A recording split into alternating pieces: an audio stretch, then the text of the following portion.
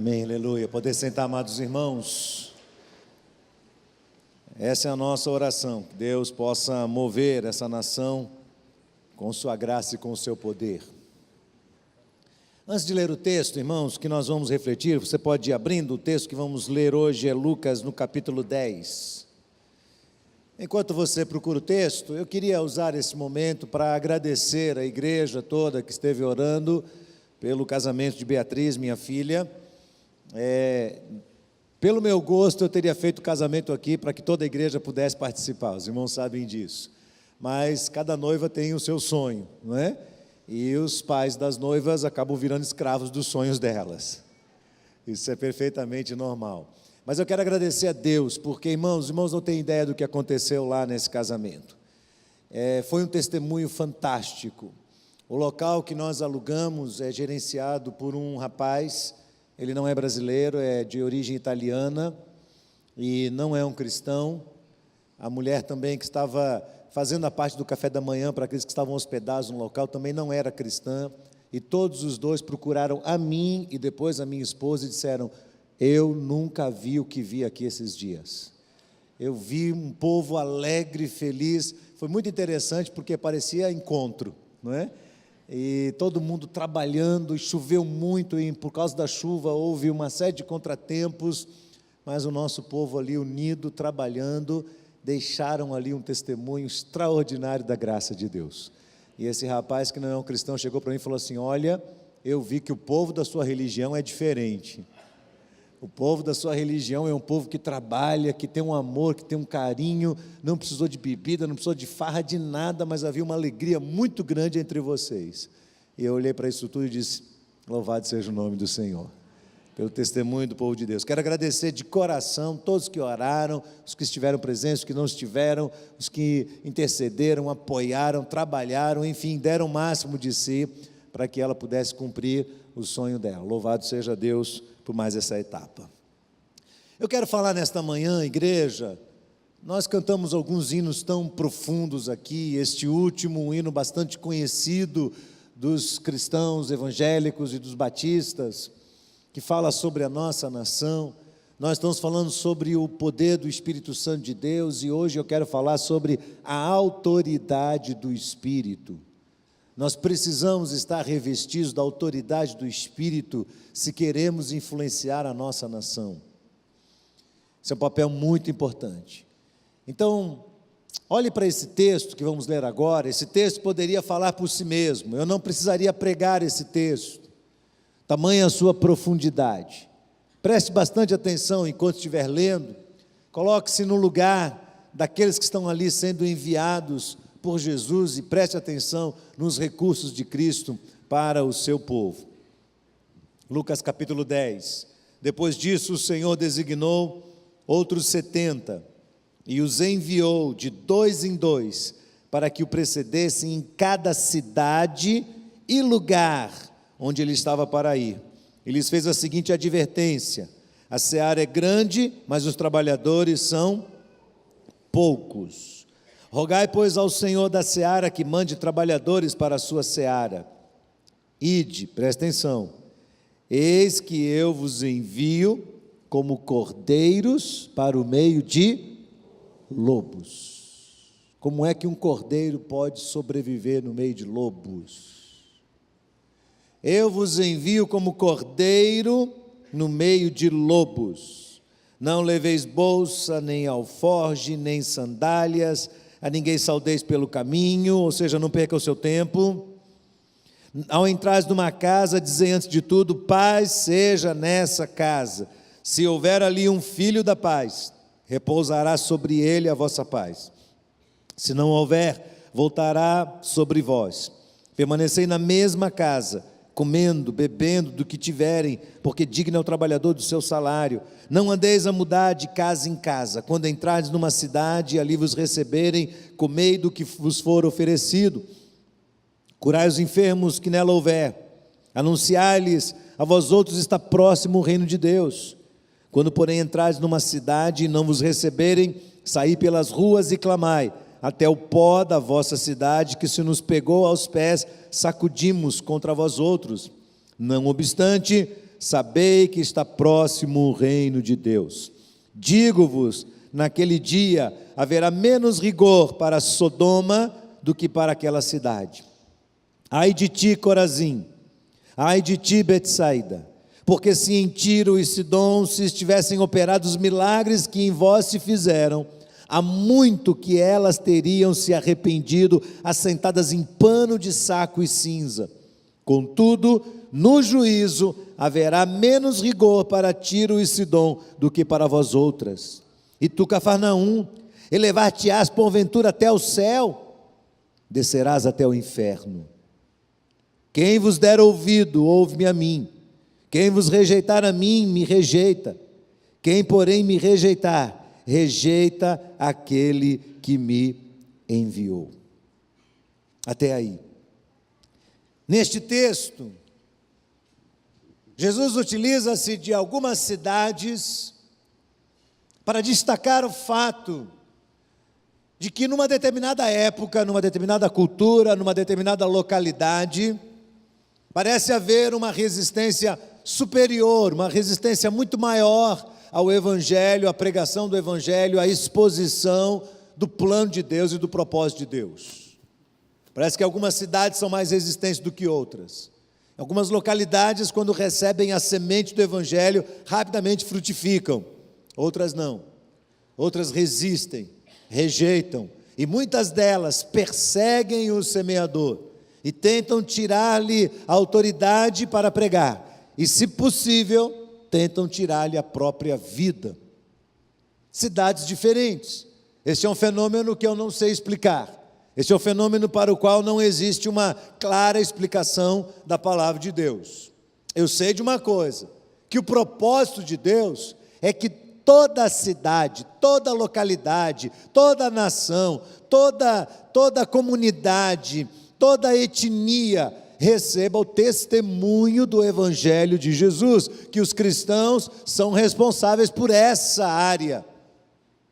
Por isso, quando Jesus está subindo aos céus, ele diz aos discípulos: permanecei na cidade, até que do alto sejais revestidos de poder. E no verso 8 do capítulo 1 de Atos, o Senhor diz: vocês vão receber poder ao descer sobre vocês o Espírito Santo, e serão minhas testemunhas, tanto em Jerusalém, como em toda a Judéia e Samaria, e até os confins da terra. Então a ordem de Cristo é global e se expande por todos os lugares. Existem lugares que receberão com mais facilidade, existem lugares que rejeitarão essa palavra categoricamente. No domingo passado, o pastor Silvio esteve aqui pregando o texto de Isaías, capítulo 61, que fala sobre o envio, e esse texto é repetido posteriormente com toda a autoridade por Jesus. E Jesus diz: o Espírito de Deus está sobre mim, pelo que Ele me ungiu. Para quê?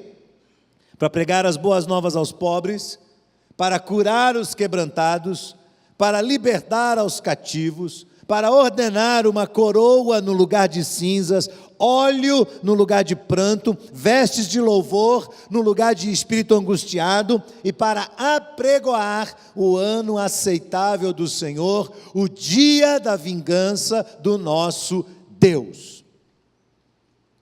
Este texto mostra para nós que, como cristãos cheios do Espírito, está em nós a responsabilidade, a obrigação de influenciar o mundo, de influenciar a sociedade. E no meio de uma sociedade que está se corrompendo, no meio de uma sociedade que está sendo destruída, nós, os cristãos, somos a esperança de Deus para este mundo. Você se enxerga assim? Você se enxerga como resposta de Deus para um mundo tão caótico como o nosso? Você se compreende como parte deste plano de Deus? Porque num determinado momento se torna quase que impossível viver sobre a face da terra. Os nossos dias, a nossa terra está repleta de maldade, de egoísmo, de insegurança, de violência, descaramento moral, corrupção política, moral, há injustiça por todos os lados, há uma incerteza em relação ao futuro desta nação. O que é que vai acontecer nos próximos dias? Nós não sabemos. As pessoas estão assustadas na rua. A insegurança tem crescido ao ponto de que muitas pessoas estão querendo tirar a sua própria vida. Não é à toa que o índice de suicídio tem aumentado, tanto que tem forçado o governo a elaborar campanhas para tentar conter este mal, um dos assuntos da atualidade. Quando as pessoas tentam seriamente buscar sentido para esta vida, e não o fazem em Cristo Jesus, elas se desesperam, elas entram em pânico, e num determinado momento ficam tão assustadas que se acovardam e querem tirar a própria vida. Mas não é assim para quem busca o sentido da vida em Cristo Jesus. Eu digo isso com toda a minha convicção, porque quem encontra Cristo, ainda que se perceba dentro de um cenário tão estranho, tão caótico, terá alegria e propósito nesta vida, terá esperança da vida eterna, além de se tornar um instrumento útil de transformação histórica. Eu creio nisso, você crê? Eu creio e tenho visto, e tenho experimentado. Se não é por Deus, se não é pelo propósito de Cristo, se não é uma confiança e uma segurança na soberania de Deus, que conduz cada elemento da minha vida e da minha história, qualquer um de nós iria ceder ao apelo de tirar a própria vida, do suicídio, de desesperar-se diante de uma situação tão complicada. O nosso mundo está cada vez pior. Agora, isso não é algo que acontece só na nossa época, é cíclico, tem acontecido de tempos em tempos. Lá no Gênesis, no começo de todas as coisas, antes do dilúvio, Deus olhou ao redor da terra, e o que é que Deus viu ao redor da terra? Maldade, corrupção, violência, fraude. E Deus decidiu destruir a terra através do dilúvio. Depois Abraão, quando sai da terra e é peregrino na região de Gerar, defronta-se com aquelas duas cidades. Você lembra bem, qual era o nome das cidades? Sodoma e Gomorra. E a maldade imperava naquele lugar, a imoralidade estava presente ali. E Deus se vê forçado a destruir aquelas cidades que resistiam o testemunho de Deus. Adiante você vai ver uma outra queda moral, acentuada, vertiginosa, no meio dos hebreus, do próprio povo de Deus, na época dos juízes. E o último verso do livro de Juízes diz assim: naquela época não havia rei em Israel, e cada um fazia o que achava conveniente. O que é que acontece com uma sociedade relativista em que cada um faz o que acha certo? O que acontece? A sociedade vira um caos. Um caos. E era assim lá no tempo dos juízes. Algo se tornou insustentável. O mundo se tornou insuportável. Se você ler adiante o livro de Naum, o livro de Miqueias e o livro de Abacuque, você perceberá uma incrível similaridade entre aqueles dias e os nossos dias, porquanto a maldade estava reinando também sem limites. Lá adiante, depois do advento de Cristo, Paulo sai para sua viagem missionária e começa a penetrar o mundo dos gregos. Chega à cidade de Corinto, e a cidade de Corinto é símbolo de tudo aquilo que não presta, de tudo aquilo que acontece que é contrário ao plano de Deus. São tempos novos que nós estamos vivendo, mas são velhas tendências. Este é o ser humano. Este é o ser humano. O que você está vendo hoje na nossa geração é reflexo do que é de fato a humanidade. E eu já disse isso, é cíclico. Devemos lutar contra isso? Sim. Algumas aberrações estão acontecendo e nós vamos batalhar contra elas. E porque iremos batalhar contra elas, iremos também sofrer diante das perseguições, diante das decisões de uma minoria que está no exercício do poder, estão corrompidos nas suas mentes e estão aí tentando predominar de todas as formas sobre o povo de Deus. Nós não podemos, porém, esquecer que tudo isso já está profetizado nas Escrituras. Paulo diz assim em 2 Timóteo: sabe, porém, isso, nos últimos dias sobrevirão tempos difíceis, porque os homens serão egoístas, avarentos, jactanciosos, arrogantes, blasfemadores, desobedientes aos pais, ingratos, irreverentes, desafeiçoados, implacáveis, caluniadores, sem domínio de si, cruéis, inimigos do bem, traidores, atrevidos, enfatuados, mais amigos dos prazeres do que amigos de Deus, tendo forma de piedade, negando-lhe entretanto o poder. Foge também destes, pois entre estes se encontram os que penetram sorrateiramente nas casas e conseguem cativar mulherinhas sobrecarregadas de pecados, conduzidas de várias paixões, que aprendem sempre e nunca podem chegar ao conhecimento da verdade. E do modo como que Janes e Jambres resistiram a Moisés, também estes resistem à verdade. Não são homens, são homens de todo corrompidos na mente, réprobos quanto à fé. Eles todavia não irão avante, porque a sua insensatez será a todos evidente, como também aconteceu com a daqueles. Tu, porém, tens seguido de perto o meu ensino, procedimento, propósito, fé, longanimidade, amor, perseverança e as minhas perseguições, os meus sofrimentos, quais aconteceram em Antioquia, Icônio, Listra, que variadas perseguições tenho suportado. De todas, entretanto, me livrou o Senhor. Ora, todos quanto querem viver piedosamente em Cristo Jesus serão perseguidos. Eu vou repetir. Ora, pois, todos os que querem viver piedosamente em Cristo Jesus serão perseguidos. Quando eu olho para esses textos, eu vejo que nós estamos vivendo uma situação muito complexa no meio da sociedade. Um estado de amoralidade absurdo, pressão por todos os lados, para que os cristãos abram mão dos seus princípios e deixem as pessoas fazerem o que elas querem. Ora, não é nossa obrigação corrigir a sociedade. Não somos nós que vamos sair daí fora e coibir as pessoas de fazer o que querem ou o que não querem com seus próprios corpos, com sua mente, com suas ideologias. Não somos nós, não é esse o nosso papel.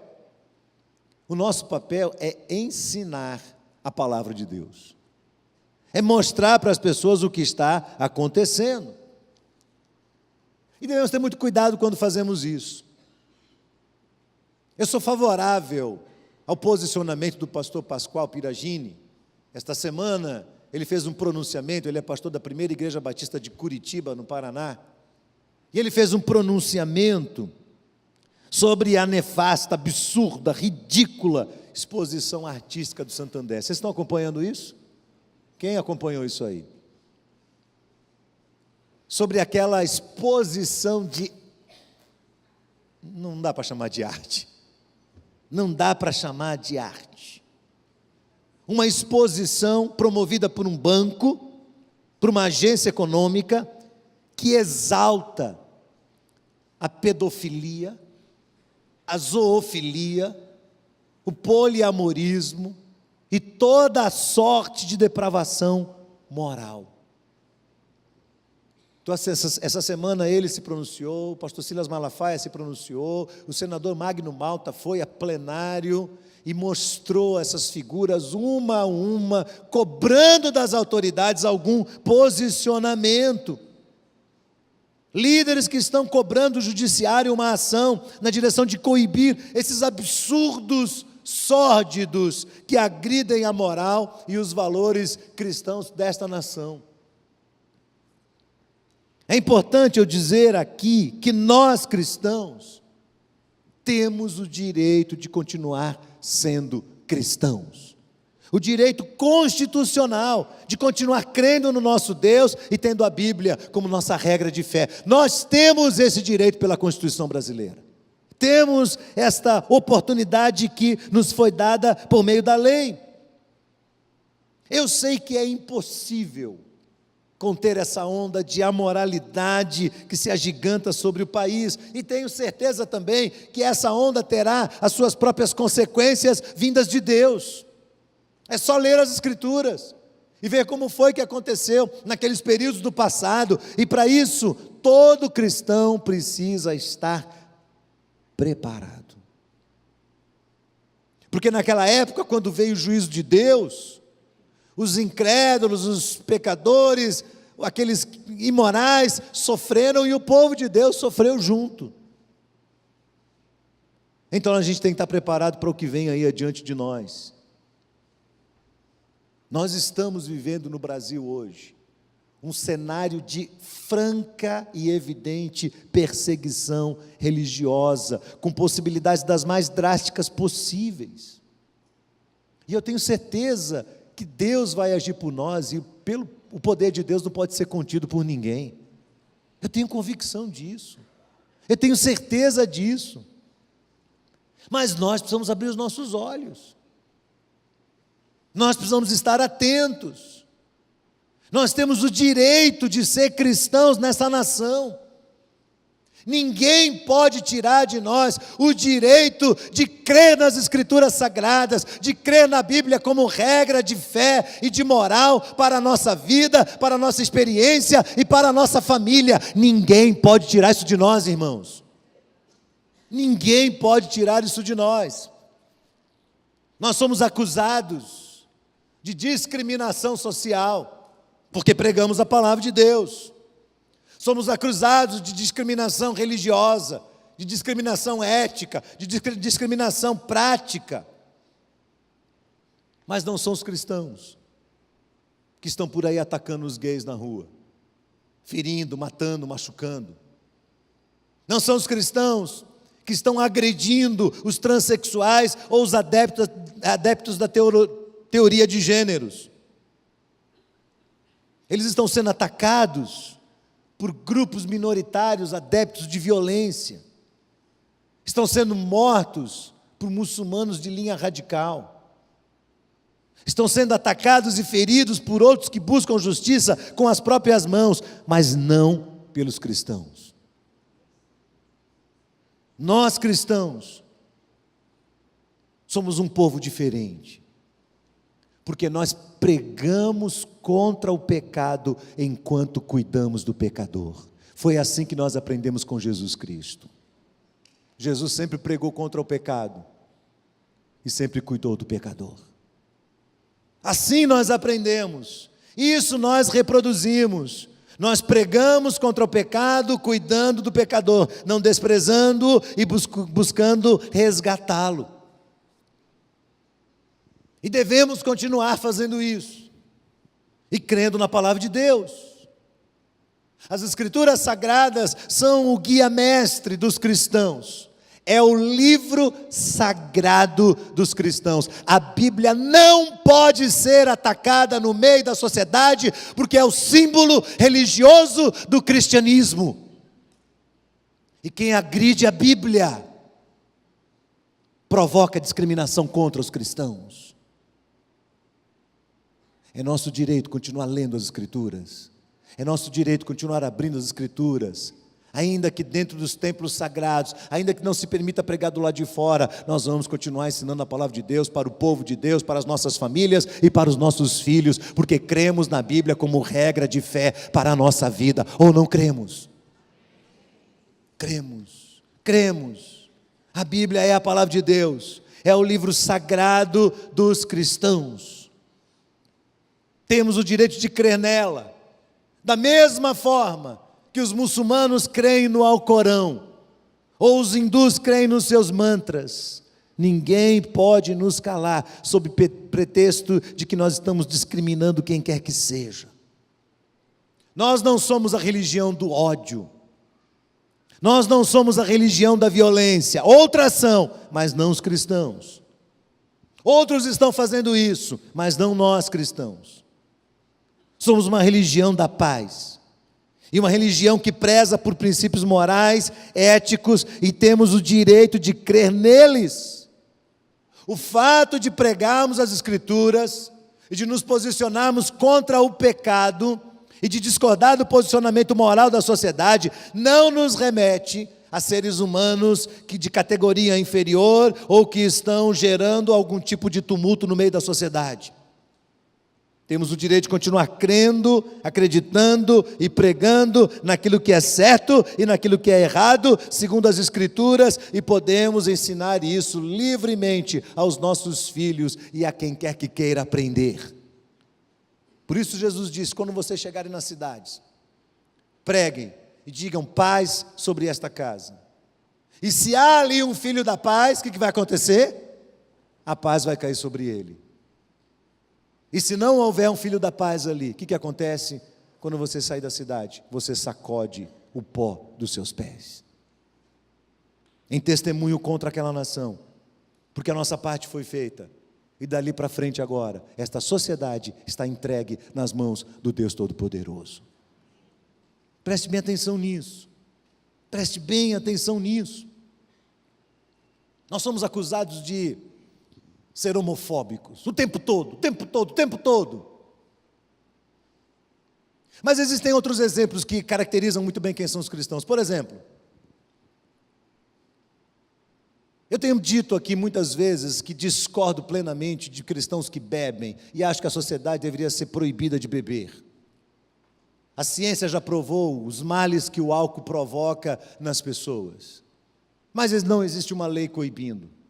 Então as pessoas continuam bebendo, e continuam dirigindo, e continuam matando inocentes na rua, e continuam destruindo lares, e continuam trazendo atrás de si um rastro de problemas e de coisas que estão acontecendo, de consequências da sua bebida.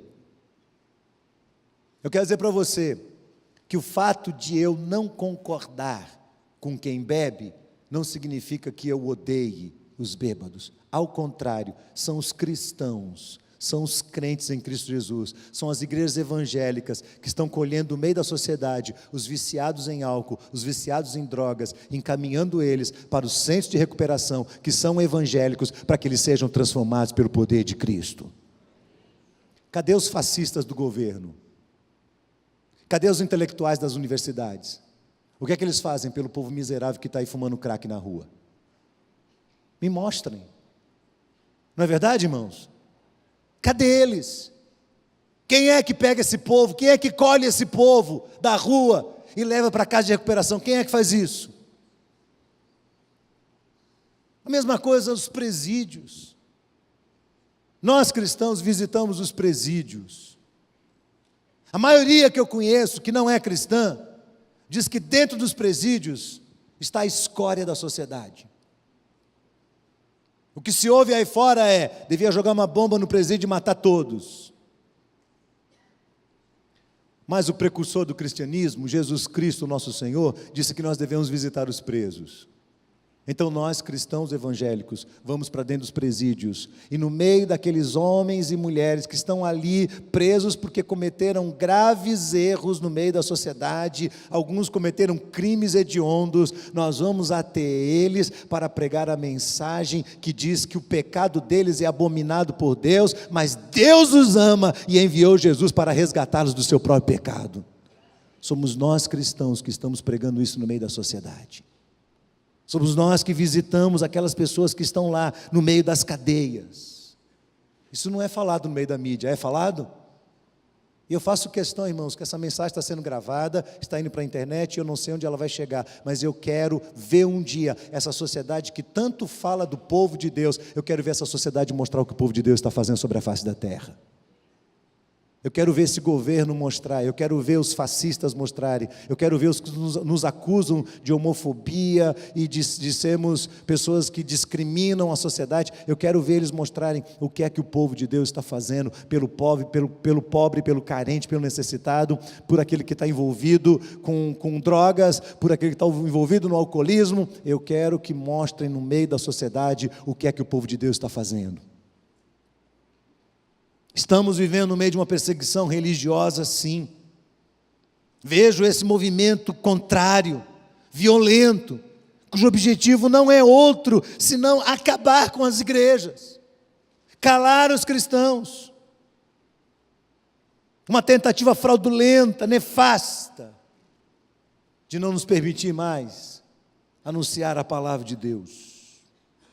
Mas saibam, senhores e senhoras, nós, o povo de Deus, não iremos nos calar. Nós vamos continuar pregando a palavra de Deus em liberdade ou em cativeiros, em áreas públicas ou nos porões e cavernas. Nós não deixaremos de falar das grandezas de Deus, do poder de Deus, dos seus princípios, dos seus valores, da sua palavra, e não deixaremos de denunciar o pecado, porque Deus nos deu essa responsabilidade. Não é algo simples. O pecado é pecado. O pecado é pecado. E Paulo diz em Romanos 3:23, o salário do pecado é a morte. Eu vou repetir isso, o salário do pecado é a morte. Não é à toa que o Brasil só está andando para trás. Você está percebendo o que está acontecendo com o Brasil? Nada vai para frente nessa nação. Por quê? Porque é a nação que deu o braço ao pecado, e o salário do pecado é a morte. O salário do pecado é a morte. Então nessa semana vão aparecendo aí essas novidades a gente fica assustado com elas. O Banco Santander era apoiado por esse segmento fascista do governo, respaldado pela lei Rouanet, o que implica dizer que estão usando dinheiro público, dinheiro dos nossos impostos, dinheiro que eu e você trabalhamos 6 meses para pagar. Num ano, 6 meses nós trabalhamos, respaldado por essa lei. Ao invés de promover campanhas de educação, de valorização dos jovens, preparando esses meninos, jovens pobres da nação brasileira, para o mercado de trabalho, para enfrentarem a vida, este banco, de mãos dadas ao governo, utiliza-se desse expediente sórdido, influenciado, beneficiado por uma minoria que está tentando impor as suas regras, encabrestar a nação, fazendo com que esse país se transforme numa Babilônia amaldiçoada. O banco promoveu a exposição de quadros com toda sorte de imoralidade, isso foi exaltado. E nós perguntamos, a pergunta que eu faço aqui é a mesma que o pastor Pascoal fez, é a mesma que o senador Magno Malta fez, é a mesma que Silas Malafaia fez. A pergunta que eu faço é: onde está o poder público? Zoofilia é permitida nesta nação? Ministros do STJ, por favor, tragam uma resposta para nós. Magistrados e demais autoridades judiciais, pedofilia pode ser divulgada como arte. E nós que somos a banda podre da sociedade, não é? Nós cristãos é que somos. Que eles nos respondam, que eles digam.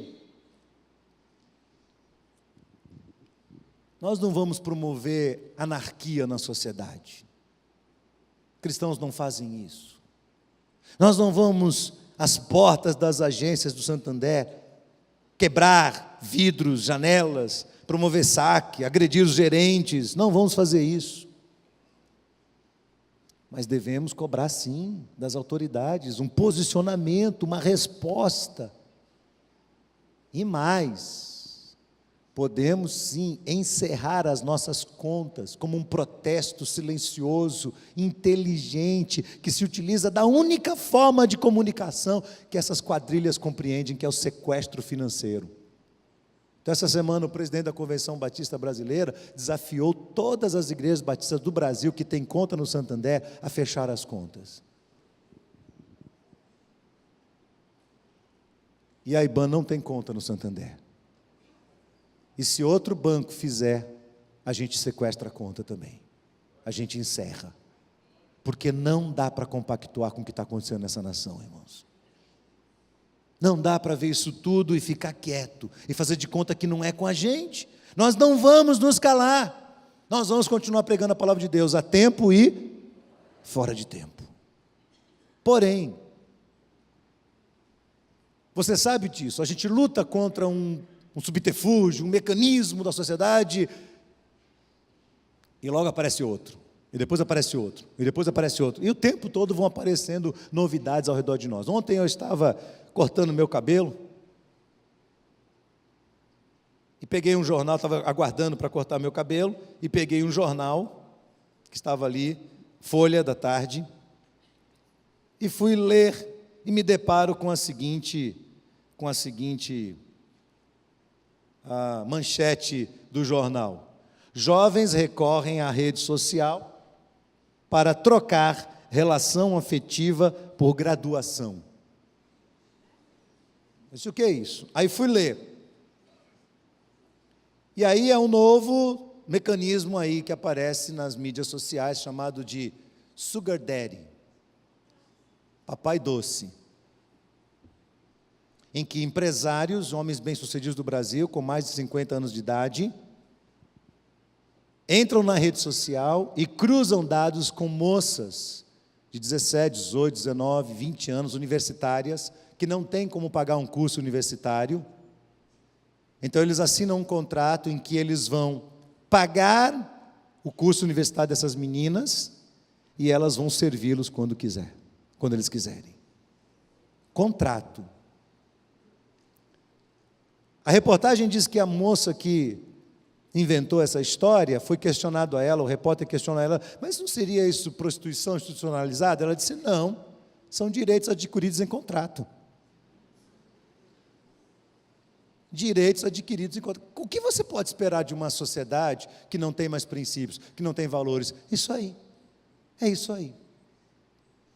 Agora, quando a gente se levanta para falar, nós estamos discriminando, nós estamos sendo, enfim, homofóbicos e eu sei lá o que mais. Nós somos isso. Então nós temos diante de nós um desafio muito grande, irmãos. Porque no texto Jesus diz assim, eis que eu envio vocês como ovelhas no meio de lobo. Como é que uma ovelha sobrevive no meio de lobos? Pela própria força dela? Claro que não. Nós somos enviados a um mundo que é muito perverso, que é muito maior do que nós, mas nós não iremos sozinhos, nós precisamos ir para este mundo respaldados pelo poder do Espírito Santo de Deus. Daí a necessidade de sermos cheios do Espírito. Daí a necessidade de termos uma experiência profunda com Deus. Eu quero encerrar minha palavra, irmãos, dizendo que quando a gente pensa sobre o enchimento do Espírito, a pergunta é, quais são as marcas desse enchimento? São sinais e milagres? Necessariamente não. Eu digo necessariamente porque podem ser também, mas não necessariamente. O grande erro, o grave erro, pregado por muito tempo no meio dos evangélicos, é que quem é cheio do Espírito vai ter que ter algum tipo de manifestação sobrenatural, e não é verdade. A gente vai falar posteriormente alguma coisa sobre os dons aqui, e você vai ver que alguns dos dons são absolutamente naturais. O dom do discernimento espiritual, por exemplo, o dom da ciência, pessoas cheias de Deus.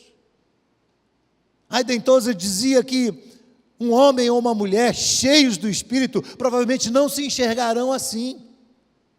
Serão percebidos por todos, mas eles mesmos não perceberão que estão cheios do Espírito. Ao contrário, vai haver sempre dentro deles aquele sentimento de eles precisam mais de Deus, eles precisam mais da presença de Deus, e quanto mais eles são revelados na presença de Deus, quanto mais eles se veem diante de Deus, mais eles conhecem quem eles são e as suas limitações, e mais se humilham, e mais de espírito quebrantado eles têm. Quem está cheio não se percebe assim. Ele vai estar consciente das suas limitações, dos seus pecados, vai chorar com mais frequência diante de Deus, vai se permitir ser tratado por Deus, ou como dissemos há 2 domingos atrás, pelos irmãos também, pelas pessoas que estão ao redor de nós, sujeitando-vos uns aos outros no temor de Cristo, faz parte do ser cheio do Espírito Santo. Mas tem um aspecto muito interessante, sem o qual você não pode ir para a rua, você não pode pregar contra o governo, você não pode falar das autoridades, você não pode pregar o evangelho na esquina ou dentro da sua universidade. É o poder do Espírito Santo de Deus. O livro de Atos nos mostra uma história bastante interessante. Paulo está na sua viagem, segunda viagem missionária, e ele chega a Éfeso, e começa ali a pregar o evangelho. Passa 2 anos na escola de Tirano, usando aquele espaço para pregar o evangelho. Depois não lhe é mais permitido usar aquele espaço, e ele começa a pregar nas casas. E o texto diz que Deus, pelas mãos de Paulo, fazia milagres extraordinários, ao ponto de levarem os enfermos lenços, aventais do seu uso pessoal, diante dos quais as enfermidades fugiam das suas vítimas e os espíritos malignos se retiravam. Então Paulo chega naquela cidade e em temor e tremor, conforme ele narra depois, mas ele chega cheio do Espírito Santo de Deus. E ele está pregando com toda a autoridade, e aquela sociedade não admite, não aceita, aquela sociedade se levanta contra Paulo e contra os seus amigos, e Paulo é perseguido, e Paulo sofre, e Paulo é preso, e você sabe tudo o que acontece com ele, mas ele está revestido do poder do Espírito Santo de Deus. Então ele começa a pregar, e quando ele começa a pregar, Deus começa a agir, e Deus começa a se manifestar, e coisas extraordinárias acontecem ao redor de Paulo. E aí o texto diz que alguns judeus, exorcistas ambulantes, você já viu por aí, ambulante da fé? Viu ou não viu? Está cheio, ambulante na fé, especialista em religião. Eles começam a tentar expulsar demônios das pessoas. O texto diz, alguns judeus exorcistas ambulantes tentaram invocar o nome do Senhor Jesus sobre possessos de espíritos malignos, dizendo, veja o que eles diziam, esconjuro-vos por Jesus a quem Paulo prega. Eu expulso vocês pelo Jesus que Paulo está pregando. Mas o espírito maligno lhes respondeu. E olha a resposta do espírito maligno: conheço Jesus e sei quem é Paulo, mas vocês, quem são? E o endemoniado avança sobre eles, diz o texto, o possesso do espírito maligno salta sobre eles, subjugando a todos, de tal modo prevalece contra eles, que desnudos e feridos fugiram daquela casa. Você está entendendo o que está acontecendo aqui? Que quando a gente vai enfrentar esse mundo de lobos, nós precisamos estar revestidos do poder do Espírito Santo de Deus. Porque senão, o que pode acontecer com a gente é justamente esse espírito maligno que impera no meio da sociedade, hoje de formas muito mais diferentes, eu diria muito mais sofisticadas. Você acha que o diabo não evoluiu? Nós não temos mais pessoas endemoniadas hoje. O mundo está cheio de gente endemoniada. Mas ele é mais esperto. Os demônios hoje estão usando as redes sociais. Eles sabem mexer bem no Instagram, no Facebook. Você pensa que o demônio não sabe? Criando redes como essa aqui, ó. Aliás, eu queria dizer, a reportagem diz que no Brasil já tem 120 mil adeptos dessa rede social nova. Aqui em Salvador chega a 4 mil, espero que não tenha ninguém aqui da igreja. Só de Salvador já tem 4 mil adeptos fazendo essa troca. O diabo é sofisticado. Como é que a gente luta contra ele? Ovelhas contra lobos. A gente vai no poder de Cristo Jesus. A gente vai revestido pelo poder de Cristo Jesus. Eis aí, disse Jesus aos seus discípulos, eis aí vos dei autoridade para expulsarem os demônios, para curarem os enfermos, para pregoarem a verdade. Eu dei autoridade a vocês. Por que essa autoridade não está sobre nós? O que é que está acontecendo? Que ponto da nossa vida e da nossa experiência Cometemos um erro que abafou a autoridade do Espírito sobre a nossa própria vida. Quando temos autoridade, nós avançamos. Paulo diz a Tito, o seu discípulo, o seguinte: retenha a fiel palavra que é conforme a doutrina, para que você seja poderoso, tanto para admoestar com a sã doutrina, como para convencer os contradizentes. Deixa eu lhe dizer uma coisa.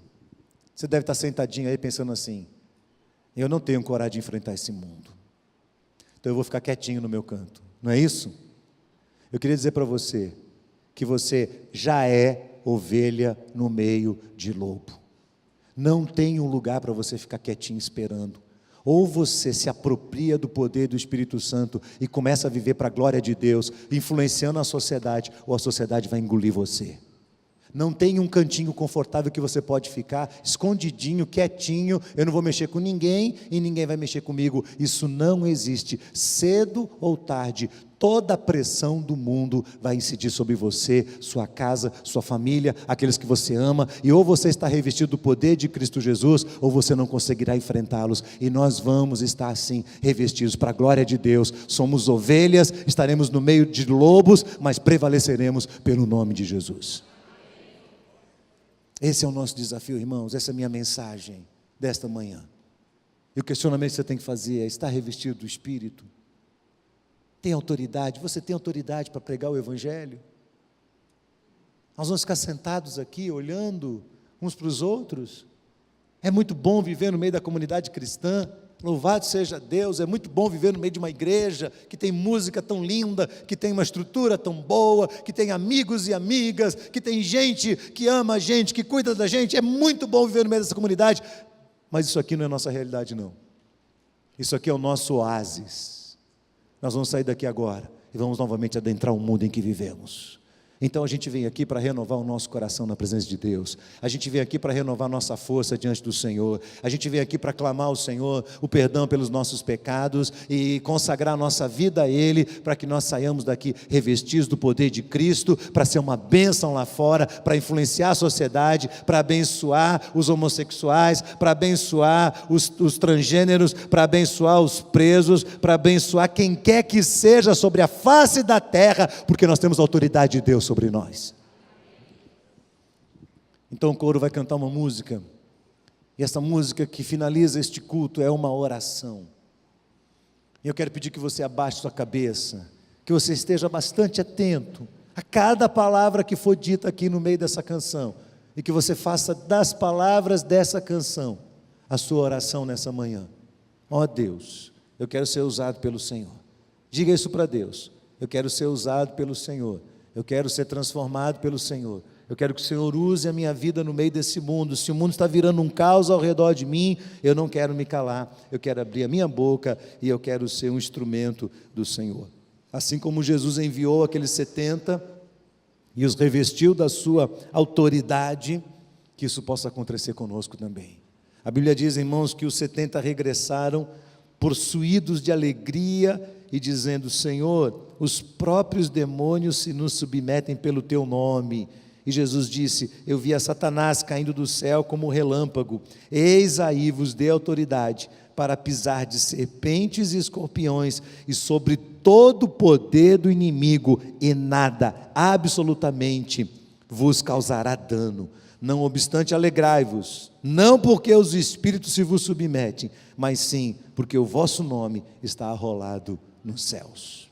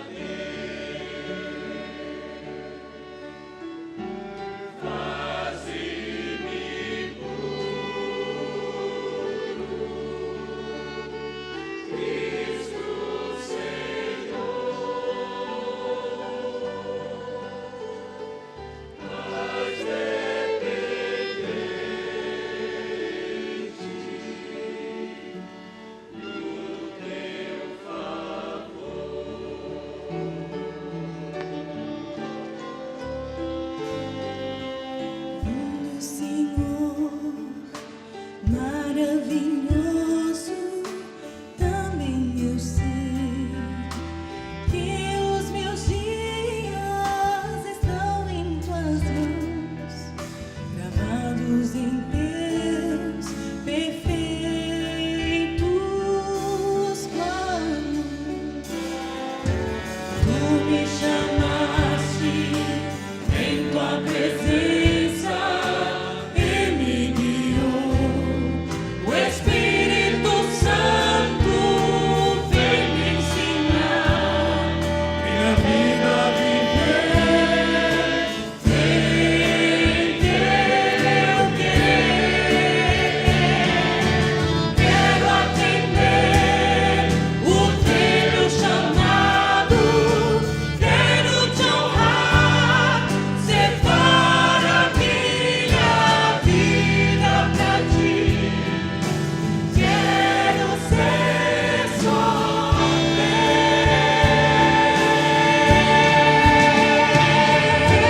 Quebra-me, molda-me, enche-me, transforma-me. Minha vida dou nas mãos do Oleiro. Chama-me, guia-me, usa-me, renova-me. Minha vida dou nas mãos do Oleiro.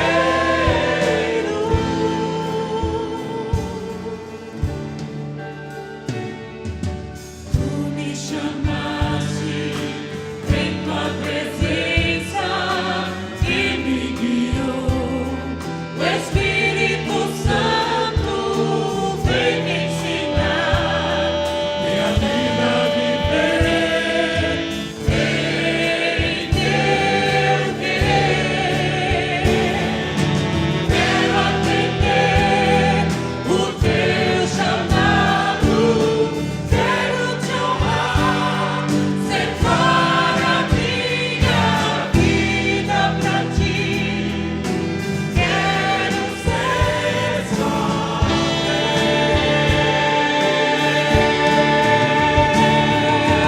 Quebra-me, molda-me, enche-me, transporta-me. Minha vida dou nas mãos do Oleiro. Chama-me, guia-me, usa-me, renova-me. Minha vida dou nas mãos do Oleiro.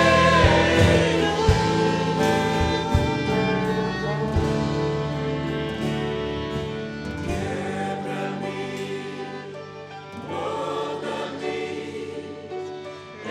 enche-me, transforma-me.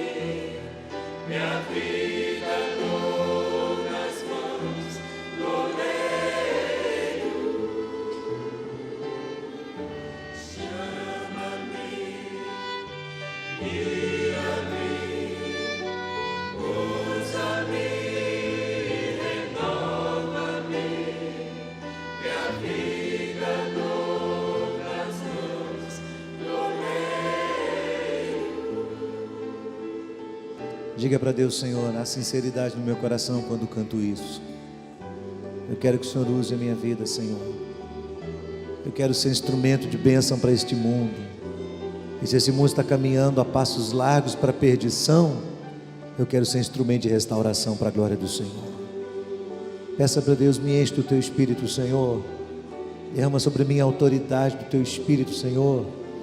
Retira da minha vida tudo aquilo que pode impedir o teu Espírito de agir com poder, com autoridade, para que eu influencie essa nação no curto período de tempo que eu tenho na minha vida sobre a face da terra. Me permita, Senhor, ser instrumento do Senhor de transformação deste mundo, Pai. Senhor, nós te bendizemos pela tua palavra. Nós exaltamos o teu nome porque a tua palavra não falha, Senhor. no meio de uma sociedade que tem tentado de todas as formas calar o teu povo, nós não nos calaremos em nome de Jesus. E nós declaramos diante do Senhor, nós sabemos das consequências disso, nós sabemos que podemos sofrer perseguição, nós sabemos que podemos ser rejeitados, sabemos que podemos sofrer todo tipo de provação sobre a nossa vida, mas não importa, Senhor, é a Tua palavra, e nós queremos amar ao Senhor, e a Tua palavra, de tal maneira que nada venha nos demover de ser agentes de pregação do Teu Evangelho, Senhor. Toma o Teu povo nas Tuas mãos nesta manhã, faz-nos sair deste lugar desejosos de uma renovação espiritual diante do Senhor. Faz-nos sair deste lugar desejosos de que o Teu Espírito derrame sobre nós toda a autoridade, todo o poder, para que nós possamos sair daqui, adentrar o mundo com toda a autoridade vinda do Senhor, e onde quer que nós estejamos, abrir a nossa boca e falar da Tua verdade, Senhor. Abençoa o Teu povo nesta manhã, que o Teu amor, a graça do Senhor e a comunhão, o poder, a autoridade do Espírito seja com todos para a glória do Senhor. Nós oramos em nome de Jesus. Amém e amém. Deus abençoe, vá em paz, em nome de Jesus.